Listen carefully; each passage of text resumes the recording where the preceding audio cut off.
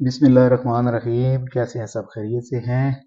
आज एक दोस्त ने पूछा कि जीमेल से प्रिंट कैसे लिया जाता है, या उस फाइल को सेव कैसे किया जाता है, या फाइल को सेव होने के बाद कैसे कंप्यूटर से ढूंढा जाता है। तो चलते हैं जीमेल में। जीमेल में आने के बाद जो आपने साइन इन की होगी अपनी आईडी, तो आपके सामने इस तरह का इनबॉक्स आ जाएगा। अगर इनबॉक्स ना आ रहा हो तो आपने सबसे पहले यहाँ पर जाना है और इधर से आप जीमेल को देखेंगे, उसको क्लिक करेंगे तो फिर भी आपका इनबॉक्स ओपन हो जाएगा। तो ये इसका तरीकाकार होता है। बाज़ दफ़ा डिस्प्ले चेंज होता है, तो डिस्प्ले चेंज होने के बाद आप जब इस जीमेल पे क्लिक करेंगे तो आपकी जीमेल ओपन हो जाएगी और उसके बाद उसमें इनबॉक्स आपके सामने आ जाएगा।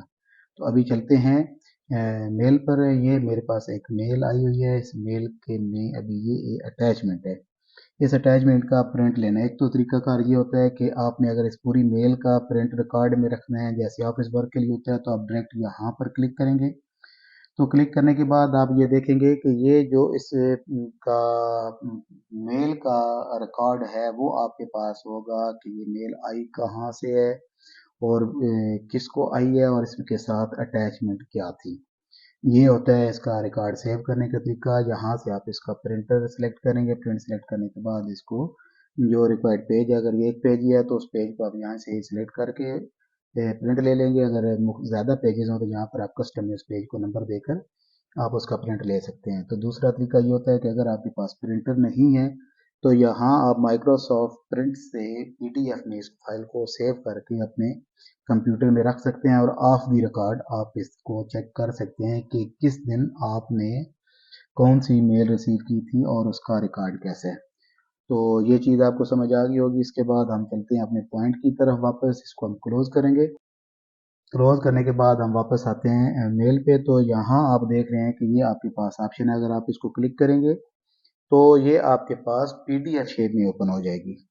पीडीएफ शेप में ओपन होने के बाद आप इसमें कोई एडिट वगैरह नहीं कर सकते, डायरेक्ट इसका प्रिंट ले सकते हैं। तो प्रिंट लेने का ये तरीकाकार है कि यहाँ से आप इसके प्रिंट वाले ऑप्शन में जाएंगे। प्रिंट वाले ऑप्शन में जाने के बाद आप इसको प्रिंट प्रीव्यू में चेक करेंगे। ये भी आपके साथ पीडीएफ शेप में प्रिंट प्रीव्यू में आपके सामने है। यहाँ से आप प्रिंट पर जाएं और इसका प्रिंट चेक करें। जैसे ये भी आपके पास 3 पेजेस हैं। आप चाह रहे हैं कि सिर्फ इसमें पहले पेज का प्रिंट आए, उसका भी तरीका है। अगर आप तीनों पेज का प्रिंट लेना चाह रहे हैं फिर भी है। अगर सिर्फ दूसरे पेज का आप प्रिंट लेना चाह रहे हैं उसका भी तरीका है। यहाँ से पहले आप अपना प्रिंटर सेलेक्ट करेंगे। प्रिंटर सेलेक्ट करने के बाद आप पेजेस को सिलेक्ट करेंगे कि कौन सा पेज आपने प्रिंट निकालना है। तो यहाँ से जैसे मैं सिर्फ सपोज इसको दे देता हूँ कि 202 का पेज मुझे चाहिए, तो आपके सामने ये जो डिस्प्ले आ गया है ये दूसरे पेज का आ गया। अभी इसके अलावा और पेज इसमें सिलेक्ट नहीं होगा, ना ही उसका प्रिंट आएगा।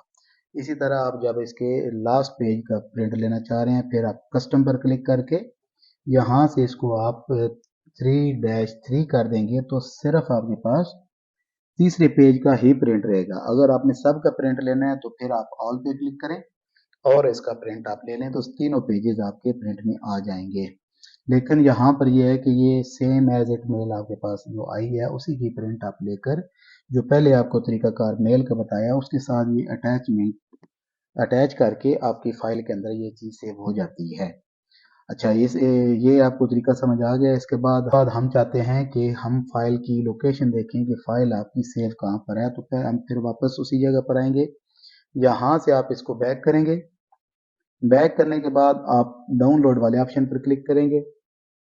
यहाँ पे क्लिक करने के बाद ये फाइल आपके सामने शो हो रही है कि वाले साइन में ये फाइल आ गई है। तो ये आपके सामने दो ऑप्शन शो हो रहे हैं, show in folder. Show in folder का मतलब ये है कि जिस जगह पे कंप्यूटर में आपकी ये फाइल सेव है वो लोकेशन आपके सामने आ जाए। तो दूसरा ऑप्शन है कि इस फाइल को आप ओपन करना चाह रहे हैं। तो पहले हम इसको ये देखेंगे कि हमारे किस फोल्डर में ये फाइल सेव हुई है। इस पर हम क्लिक करेंगे।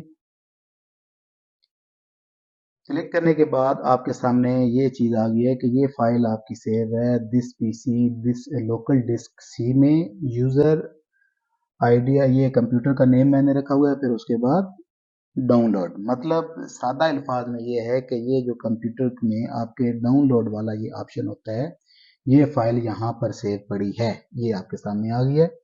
यहाँ से आप इस फाइल को कॉपी कर लें, कॉपी करके किसी अपनी रिक्वायर्ड जगह पर पेस्ट कर लें, या इसको ओपन करके जैसे normal page setup M S Office में होता है, एम एस वर्ड में होता है, वहाँ से आप अपना प्रिंट ले लें। तो ये इसका तरीकाकार होता है डाउनलोड करने का, फिर उसके बाद फाइल सेव करने का। अगर आपने इसको किसी और फोल्डर में सेव करना है तो यहीं से इसको ओपन करने के बाद आप अगर सेव एज वाले ऑप्शन पर जाते हैं तो रिक्वायर्ड फोल्डर को आप सिलेक्ट करके उसके अंदर फाइल को ओके करने के बाद आप उसको सेव कर सकते हैं। तो ये तरीकाकार था। उम्मीद है मेरे दोस्त समेत सब स्टूडेंट्स जो इस चीज़ को सीखना चाहते थे उनको ये समझ आ गई होगी कि जीमेल से प्रिंट लेने के कौन कौन से तरीकाकार हैं और इसको सेव करने का तरीकाकार क्या है।